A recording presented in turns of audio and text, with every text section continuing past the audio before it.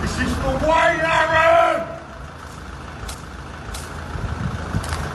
Don't you like it? Yeah! A London gangster holed up in the bowels of H&P Wormwood Scrubs is left to die on a hard, cold floor with not a caring soul in sight to save him. The deadly silent killer disappears into the night with more victims to torment. But how did the prison authorities allow this to happen?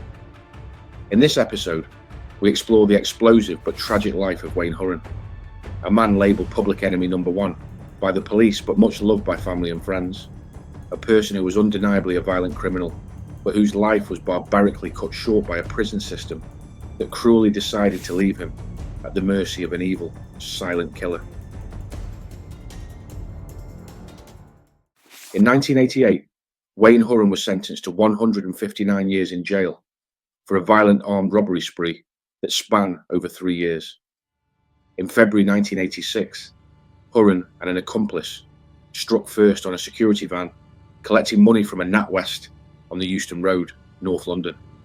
They threatened to shoot one of the guards and stole 3 bags of cash. They escaped on a motorbike and headed for the Prince Alfred pub, where they parked up their bike and casually went into the pub for a drink. Police tracked the bike to the pub, but before they could arrest them, they hijacked a taxi and escaped with the police chasing. One of them shot at the police, smashing their windscreen, and the pair managed to escape. A month later, Hurran and his accomplice attempted to rob a supermarket in South London, but this would go badly wrong. Police had been tipped off, and 3 officers gave chase to the fleeing Hurran, who pulled a firearm and let off warning shots to dissuade them. He shot and injured 2 of the 3 officers. Grant Hadaway, the senior policeman of the 3, suffered an injury, which left him partially crippled. Hurran went on the run, and Operation Soho was launched by the furious Met Police, who were determined to capture him. A year later, in August, he resurfaced and went on to commit a further robbery with an accomplice. This time, it was a security van outside Barclays Bank in Rosebery Avenue, London, where he snatched $75,000. They threatened to blow the head off one of the guards, and they gave up the money before speeding off on a motorbike. It was thought Hurran had netted around $1.5 million in the robberies. Despite his violent reputation, the Shoreditch hardman loved his family, and he was finally caught after the police raided his family home in Chingford, Essex. Once finally sentenced in 1988, Judge Piggott said, "It is clear you are a dangerous and ruthless robber, and high in the first division of armed robbers. You were prepared to kill and wound for high stakes. The 159 years would be served concurrently. 20 years was the actual sentence to be served." In 1999, he was taken to court for the conspiracy to murder David Foley, a minicab boss from North London, in 1994. The accusation was that whilst he was in prison, his wife and 2 friends had escorted the teenage daughter of David Foley, who had been bullying their daughter, who suffered from cerebral palsy. She had referred to the girl as a cripple. They wanted the father to discipline her and make sure she left their girl alone. The daughter burst into tears, and rather than tell her off, he launched a brutal attack on the 3 women, leaving Hurran's wife with black eyes and a broken nose. Prosecutors alleged in a later trial that when Hurran found out, he wanted immediate revenge. By this time, Foley had gotten wind that there was a threat on his life, but escalated the issue by calling Hurran's wife, threatening her. In July 1994, Foley was shot at in Islington by 4 men, but escaped. It was further alleged that Hurran said he wanted Foley served up as meat on a plate, and was assured by associates that the matter would be dealt with. 10 days later, after he left a pub in King's Cross, Foley was shot dead. Tape recordings of conversations from Hurran's prison phone, which covered 220 pages of transcript and nearly 4 hours of conversations, were played to the subsequent jury. Extracts included Hurran telling his wife about the first Islington shooting. "Last night he was battering 3 girls. Today he's getting bullets at him. I'm buzzing," he was alleged to say. Hurran pleaded not guilty to the murder, conspiracy to murder, and soliciting to murder in 1999. April of that year, Judge Gerald Gordon ordered the jury to find him not guilty after the defence argued there was no case to answer. During his early prison days, Wayne had begun to suffer from mental illness. His great friend and brother-in-law Paul Tiernan believed this started from damage he received after a vicious beating he had suffered at the hands of prison guards. Wayne could have a fight, and I think once he was in there, and he covered himself in baby oil, and he had the tear up with him with a lump of wood. That's when he done the 5 screws when he came out of the. They just, in the end, hammered him. My dad went up to visit him with Wayne's wife, and he had 2 black eyes, and you could see that they'd changed him. Whether they'd done him with the gear or the light tool just to subdue him, because in them days, that's what they used.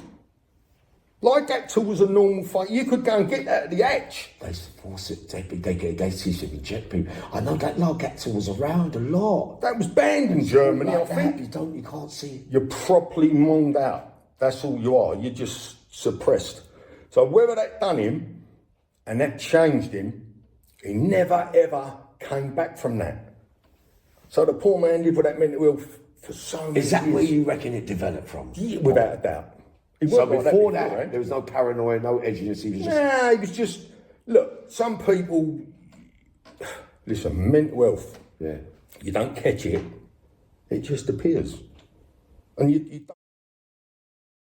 Wayne Hurran was found in his cell at Wormwood Scrubs on the 16th of March 2019, with a self-inflicted wound leaving him unresponsive. He was 58 years old.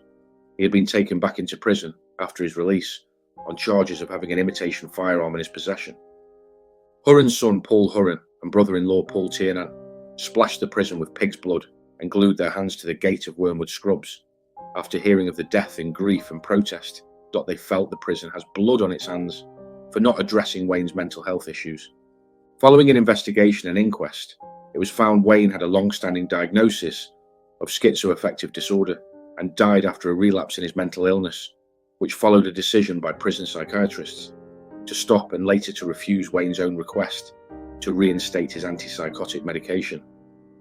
Wayne was never assessed by an outside psychiatric unit, despite the fact that 2 different independent psychiatrists, instructed by Wayne's defense lawyers, deemed him unfit for trial and recommended that Wayne be admitted to a psychiatric unit for assessment treatment.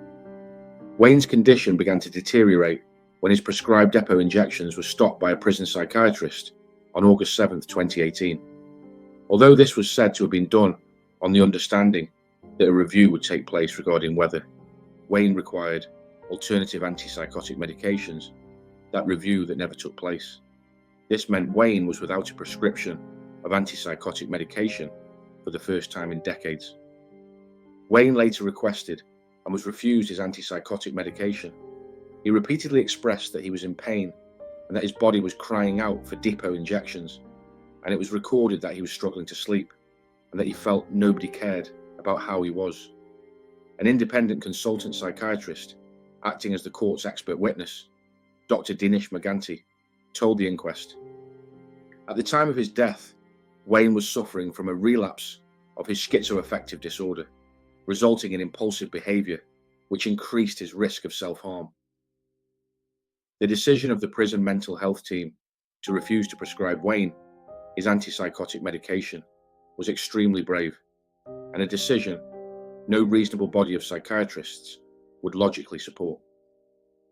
The withdrawal of antipsychotic medication in persons with severe and enduring mental illness should be done gradually and under close supervision, ideally in a hospital setting, and the physical symptoms Wayne was suffering from in the period leading up to his death were likely to have been amplified in his mind to the point that he was catastrophizing them. This, along with low mood and impulsive behaviour, should have been recognised as typical of a relapse in schizoaffective disorder. On the afternoon of the 15th of March 2019, according to Wayne's friend in the next cell, Wayne began to give away his personal belongings to other prisoners. That day, Wayne rang his emergency bells 7, which was out of character for him. He also barricaded his cell with furniture. Wayne's friend in the neighbouring cell later heard what he thought was Wayne smashing furniture in his cell at around 22 o'clock.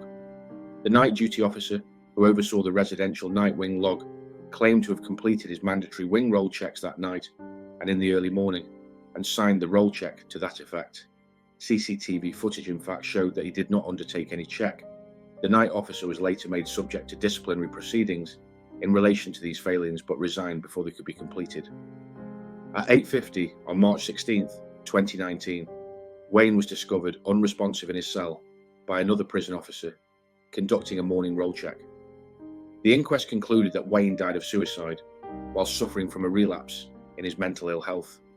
The jury delivered a highly critical narrative conclusion, stating, Wayne's relapse in combination with the failure to recognise and understand the symptoms of relapse by the mental health team probably contributed to his death.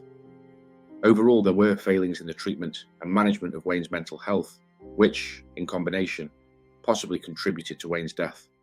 These included inadequate holistic care, specifically communication and reviews between the mental health and physical health team, and the refusal to prescribe antipsychotic medication on Wayne's request. Furthermore, insufficient direct senior reviews and monitoring of Wayne's mental health between Wayne and his treating consultant, psychiatrist. There were failings within the prison service, which included the failure to consider and open an ACCT on the 6th of February 2019, as recorded in the Mercury Intelligence System. Alongside this, there was the failure to carry out both the evening and morning roll call cell check on 15th and the 16th of March 2019. It is possible these could have influenced events.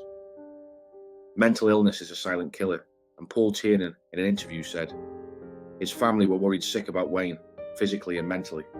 He was recently passing blood in, and the family begged for him to be given hospital treatment. They had solicitors on the case. Wayne had a very long criminal history, but had a heart of gold and was a good friend. He was the toughest loyalist friend a man could know. I'm devastated and ashamed of myself that I never done more to help him. He was a schizophrenic and mentally unstable. He should never have been in prison and should have been kept in a secure hospital. Tiernan, 56, said he received a letter from Hurran last month in which he had spoken of his concerns about young inmates killing themselves in prison. Wayne Hurran was a convicted armed robber who had shot and injured 2 policemen. He was no angel, but he was no monster or animal. He deserved treatment whilst incarcerated and was effectively killed by the prison authorities who did not listen to his pleas and get him the help required. These are the facts. Some people may not have sympathy, but remember he had not killed anyone and had a loving family who did not deserve to lose Wayne in such tragic circumstances. This unfortunately is one in many cases of prisoners self-harming or killing themselves due to the prison service not being fit for purpose. Successive governments have failed to address the issues as it's not a vote winner. Rest in peace, Wayne.